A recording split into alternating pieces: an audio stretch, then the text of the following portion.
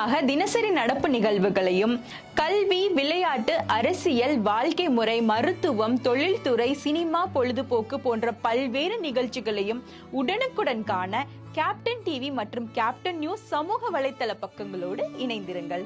உங்கள் வணிகத்தை captain TV மற்றும் கேப்டன் நியூஸில் விளம்பரத்தின் மூலம் மேம்படுத்த விருப்பமா? உடனே கீழே கொடுக்கப்படும் எண்ணிற்கு தொடர்பு கொள்ளுங்கள்.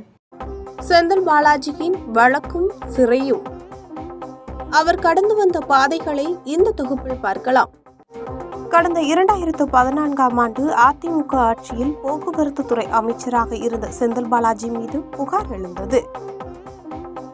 அந்த புகாரில் அரசு பேருந்து ஓட்டுநர் நடத்துனர் பணி நியமனத்தில் முறைகேடு செய்துள்ளதாக தெரியப்பட்டுள்ளது.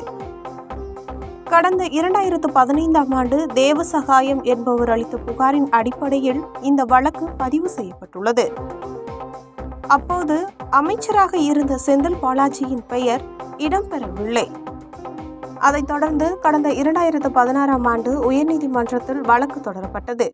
அந்த வழக்கில் செந்தில் பாலாஜி மற்றும் அவரது சகோதரர் அசோக்குமார் உட்பட 40 பேர் மீது வழக்கு தொடரப்பட்டது. அந்த வழக்கில் பண மோசடி செய்ததாக செந்தில் பாலாஜி மீது அமலாக்கத்துறை வழக்கு பதிவு செய்தனர்.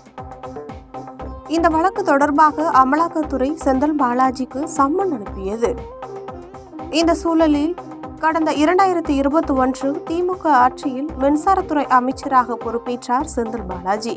இந்த நிலையில் சிறப்பு புலனாய்வு விசாரணை தேவை என உச்சநீதிமன்றத்தை அமலாக்கத்துறை நாடியது. அதைத் தொடர்ந்து கடந்த 2022ஆம் ஆண்டு தன் மீதான வழக்கை ரத்து செய்ய வேண்டும் என செந்தில் பாலாஜி உச்சநீதிமன்றத்தில் மனு ஒன்றை அளித்துள்ளார். இதனை அடுத்து கடந்த 2023 மே மாதம் இந்த வழக்கை 2 மாதத்துக்குள் விசாரித்து முடிக்க வேண்டும் என உச்சநீதிமன்றம் உத்தரவு பிறப்பித்துள்ளது.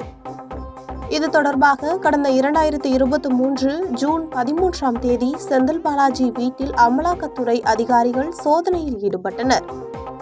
அந்த வகையில் 2023 ஜூன் 14ஆம் தேதி செந்தில் பாலாஜியை அமலாக்கத்துறை அதிகாரிகள் கைது செய்தனர்.